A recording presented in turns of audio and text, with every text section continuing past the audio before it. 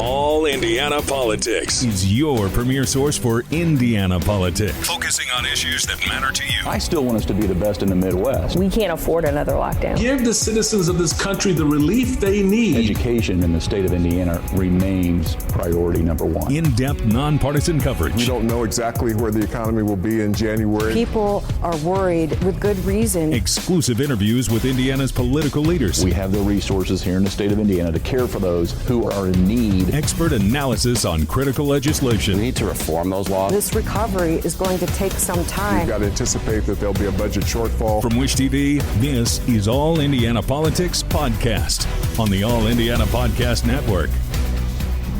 Good morning and welcome to another edition of All Indiana Politics. Thank you for joining us after an extraordinary week in Indiana politics. So much to talk about today. So let's start with that dramatic Friday in the Indiana House of Representatives. The House passed its version of the abortion bill. The final vote was 62 to 28. The bill would ban abortions with the exceptions for rape, incest, and the life and health of the mother. It followed several hours of emotional debate from lawmakers, including some opponents who wanted to ban, who wanted no ban at all. Others who thought it didn't go far enough. Abortion is the intentional taking of a human life. The result of an abortion is the death of a child. I believe in the sanctity of life, and I believe life begins at conception. I believe life is a gift. This body has the duty to protect life. Us sitting in this chamber, I don't know what the median age is, and most of this group being male, I just don't understand why you feel your beliefs should be put upon every woman in the state. I believe you really believe that you have the right to dictate to all young women, women of childbearing years, what they should do when it comes to the issue of abortion. The U.S. Supreme Court made the decision to move the abortion rights to the state level, which has peeled an onion on the details of abortion, showing layers and layers of such a difficult topic that I wasn't prepared for. I wasn't prepared to debate this topic in specificity, much less in 2 weeks' time. We are moving too fast for fruitful discussion. Rushed decisions make bad decisions. Friday's vote came just over 24 hours after the Indy Chamber of Commerce called on lawmakers to not move forward with the abortion ban right now. Richard Essex explains. The Indy Chamber of Commerce, which is typically lockstep with Republican legislators, is asking the entire General Assembly to slow down on the abortion bill. This process has felt rushed. There's not a lot of clarity. The Indy Chamber of Commerce represents the interest of hundreds of Indianapolis and Marion County businesses at the State House. Their membership rolls are the who's who of business and industry in the capital city, and they are telling lawmakers to put the brakes on the abortion bill. We've got a General Assembly who is looking to address a policy over the last 50 years in a less than 4-week span. And so that's exacerbated some of the problems. That process itself has exacerbated the problems for our membership. The Indy Chamber says the rush process to pass the abortion bill is at best detrimental to the state and at worst reckless. They say the bill does not address legal risks for doctors, could make recruiting and retention for the healthcare and other emergency industries difficult, plus have a negative impact on tourism and convention investments. Members of the General Assembly, particularly the governor and on the Senate side, in the House, the supermajority, they want to push that agenda. Democrat State Representative Greg Porter welcomes the Indy Chamber's concerns. He says there are similarities with the abortion bill and the Religious Freedom Restoration Act, commonly called RFRA. Absolutely. I mean, we remember when RFRA hit, there were a group of individuals then, when it passed and the business community spoke out against it, then they tweaked it a little bit and the business community said, come by, everybody come together. And so it's another piece of legislation that is transforming as we speak. The Indy Chamber of Commerce says if the abortion bill passes and is signed into law by the governor, they will be back in the State House in January working to fix the legislation. In downtown Indianapolis, Richard Essex, Wish TV, iTeammate. In other news coming out of the State House, Republicans have also presented a new version of the inflation relief plan. This one calls for a $200 taxpayer rebate, less than Governor Eric Holcomb requested, but it would be available to everyone in the state, including those who did not file tax returns this spring. It would also cap the state's gasoline tax. Governor Eric Holcomb has said that he will sign the bill. Now to the stunning news of the death of Indiana Congresswoman Jackie Walorski. The Republican from South Bend and 2 staff members died in a crash in Elkhart County Wednesday. The sheriff there now says Walorski was the passenger in an SUV that crossed the center line and hit a second car. The driver of that car also died. Jackie Walorski was first elected to Congress in 2012 after serving 3 terms in the state legislature. Indiana senators remembered her from the state floor. I, for one, am truly devastated. I know that Jackie loved the state of Indiana. She loved the Hoosiers throughout the state. She had an incredible sense of humor, incredibly smart, so talented in many ways, and she'll be missed. All of us are on the road a lot, and you spend those hours, endless sometimes. You never imagine that one day that could happen. When I heard that, it's like the ultimate gut punch. Emma Thompson, Zach Potts, along with her, 3 Hoosiers that we will miss. It's hard to come up with the words to say, how did that happen and how do you get through it? But for most of us, and especially in my case with Jackie, one of the first great Hoosiers I got to know on my own journey. She will be missed, and our condolences to all of the families. And on Capitol Hill, a tribute to the Congresswoman and the staff members, Emma Thompson and Zach Potts, her congressional office door draped in black ribbon to honor the 3. We also want to share part of the tribute from House Speaker Nancy Pelosi. She says Walorski lived a life of service, whether caring for impoverished children in Romania, representing her community in the Indiana State House, or serving nearly a decade in the House. She passionately brought the voices of her North Indiana constituents to the Congress, and she was admired by colleagues on both sides of the aisle for her personal kindness. I also asked Indiana Republican Party Chair Kyle Hupfer for his reaction.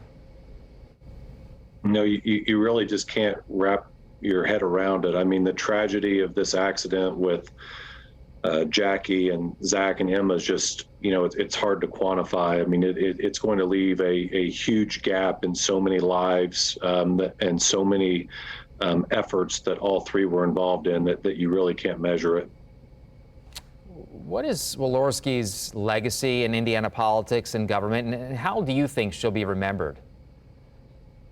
Well, I think from those who had the privilege of working with her as I did, and I got the opportunity to introduce her on numerous occasions, I would always say that I look to her for an example of a fighter for what she believed in, and I think that's how she'll be remembered. I mean, she had so many causes that she was passionate about, but none more than the folks that lived in her congressional district. And her and her husband had been missionaries, and she just was always a servant leader to others. But you knew where Jackie stood on issues. She was certainly not afraid to tell you, and then she fought for what she believed in. Yeah. And we mentioned earlier, and you mentioned it too, Kyle, that other people also died, unfortunately, in this crash. Zach Potts and Emma Thompson, you knew them as well. They worked with the Congresswoman, right? They did. I didn't know Emma as well, but Zach, I knew better. He was also the county chairman in his home county, and the district chairman. So he sat on the Republican State Committee. So I've worked closely with Zach for years, and his loss is a hard one as well. Someone that we all knew, and people don't always realize the value that these staffers bring and what a team it is for an elected official. And these folks are out on the road It's August recess. You don't think about how much time candidates and their teams spend driving around until you have something like this occur. And life is precious, and it can be taken away so easily. And all three of them were such dedicated public servants, and were out doing during an August recess what they do, which is going around and talking to their constituents. Our thanks to Chairman Kyle Hupfer. Services for Representative Walorski have been set for this coming week visitation. It's Wednesday from noon to 7 p.m. and the funeral is Thursday at 11. Both will be at the Granger Community Church in Granger. We are planning live coverage of that funeral for you here on Wish TV. All right, coming up, we bring in Indiana's best political team to talk about Representative Walorski and the abortion debate next on All Indiana Politics.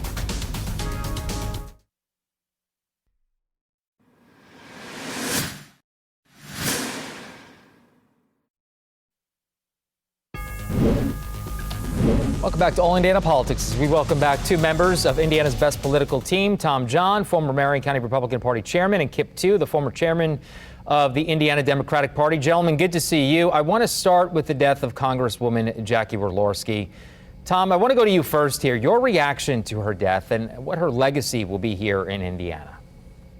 Well, I mean, the reaction, I think, throughout the political community of a lot of people who knew her, and I think she was truly beloved by all of the people she had worked with in Indianapolis when she was serving the state at the State House and the people of her district. And so, I mean, it's complete shock. And I can tell you from the number of people that both I talked to in the state, but even the outpouring of love and appreciation for her from people across the country that I've received and others have received. I mean, it's really, really sad. I mean, she's somebody I think that will be remembered for and defined by her courage. She was somebody that would take stands, and somebody who sometimes would part with their caucus, sometimes would do things that were not necessarily what would be the politically expedient thing, but were the things she thought were right. I think she's somebody that when you think back, you'll think about how hard she worked both on the campaign trail to get elected in a district that certainly when she first got elected was no mean feat, but then served that district in a great way and very hardworking way for the rest of her career, and somebody that I think the district truly loved and appreciated what she did for him. And, you know, an example of the courage that she had is she was the 51st vote for the toll road as somebody who lived in the area and was affected by the toll road deal, but yet saw that as something that was good for the entire state and made the vote that she thought was right. And I mean, on sort of a personal level, she was an infectious person. Like, she just, when you saw her, she couldn't help but make you smile. She couldn't help but engage with you and light up the room. And it's a real true loss for Hoosiers. And to your point, Tom, we had her here in studio not too long ago, and she really did have a big personality. Kip, just shocking when we got that news earlier in the week. It sure was very shocking. And, you know, as you can tell, Tom and I are good friends, and we're on the opposite sides of the political spectrum. But when something like this happens, you know, we tend to all kind of close hands and share in the grief. I knew Representative Walorski from her time as a state representative. She was an effective leader. She was an effective politician. It's a loss for her constituents. It's a loss for the district up there, and it's a terrible, terrible tragedy for her and her two staffers. Our hearts and prayers go out to everybody involved. And those two staffers, they were in their 20s, Emma Thompson and Zach Potts, and then the other person also involved in this as well, the other person, the other vehicle. We should also remember her too. You know, and we'll get into the abortion debate in a moment, but real quick, we had it earlier in the show. I mean, you politicians spend a lot of time out on the roads. Senator Braun talked about that, Tom. This is dangerous stuff, and you're spending a lot of hours out there. And I've had a few conversations this week about it that, frankly, but for the grace of God, there go I. Those of us who've done statewide campaigns, and I know Kip knows that well, you're at events till all hours, and then you're up early and you're traveling and you're talking to the constituents and talking to voters, and then you've got your official duties, and it's a lot. And just the mere fact of being out there, you're at risk anytime you're on the road. You're much safer on a plane to DC than you are on the highways of the state, just by statistics.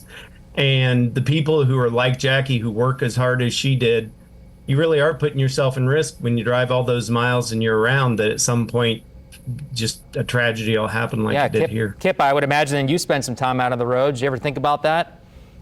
Certainly. And, you know, we don't know exactly what happened here, and I don't want to speculate, but I will say I think Indiana roads are a little bit more dangerous than they used to be, principally because people are spending too much time looking at their phones. Yeah. And I think that we need to get tougher on those laws so that people are safer. Pedestrians, bicyclists, and fellow motorists. We have to really stop looking at our telephones. I don't know that happened here, but I think it's one lesson that maybe we can learn from this.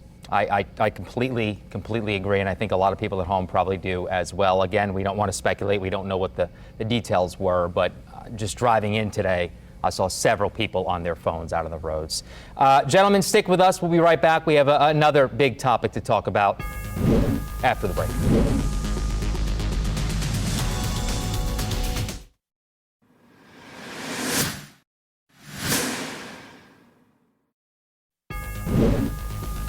And welcome back. Let's turn now to the debate over Indiana's potential ban on abortion. Did Republicans go too far, I think, is the question that I want to start with here. And Kip, I'll go to you. The impact this could have on our state moving forward if this passes?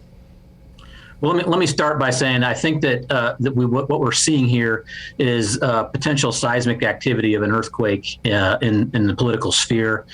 People always say, you know, politics changes all the time, and I'm certainly picking up some seismic activity. If you look at what has happened since the Dobbs decision came down, what happened in Kansas this week is not something anybody expected. People thought it was going to be close. It was not close.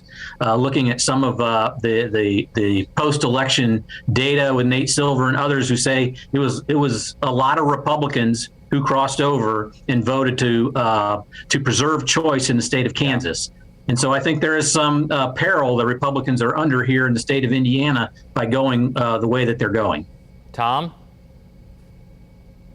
Well, certainly I think that Kansas is a cautionary tale for people as they make their decisions and vote in the state house. I think this is an issue that one of the interesting points is, for so long, and we talked about this before, it was an esoteric argument that all of a sudden now is very real, and there are a lot of, frankly, messy details in the debates that take some time to flesh out. And I think Hoosiers want things that probably have more gray, and, well, I'll say people in Kansas showed they want more gray and less black and white. And the question will be whether Hoosiers do too, and it'll be interesting to see. So what happens now, Tom? Can anything get enough votes over the next week, in your opinion, in a conference report to get to the governor's desk? I don't know that we know what people believe, because I don't know they've had time to decide what they believe. So I don't know what a bill would look like that would be the right balance, to be very honest. And, you know, to be fair, everybody at the General Assembly, I don't, for one, believe any of them don't truly and personally hold their beliefs.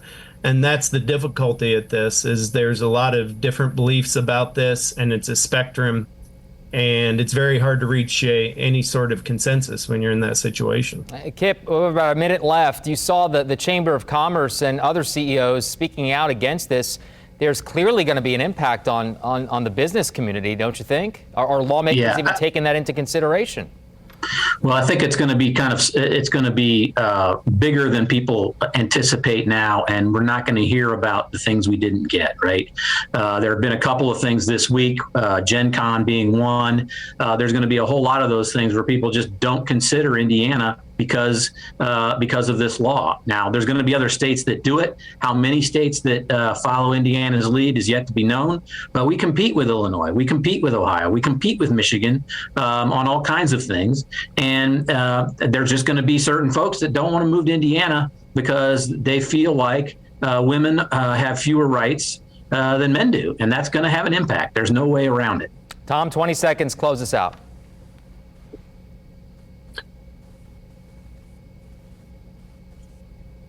Tom, your final thoughts.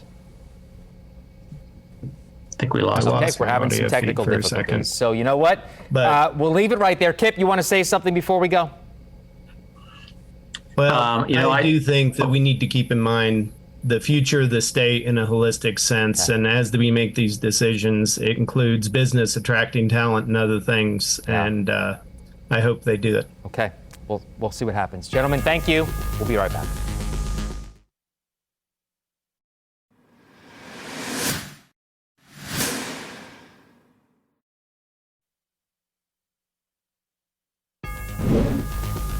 And thank you for joining us for All Indiana Politics this week. We'll be back here next Sunday morning at 9:30, also over online at wishtv.com.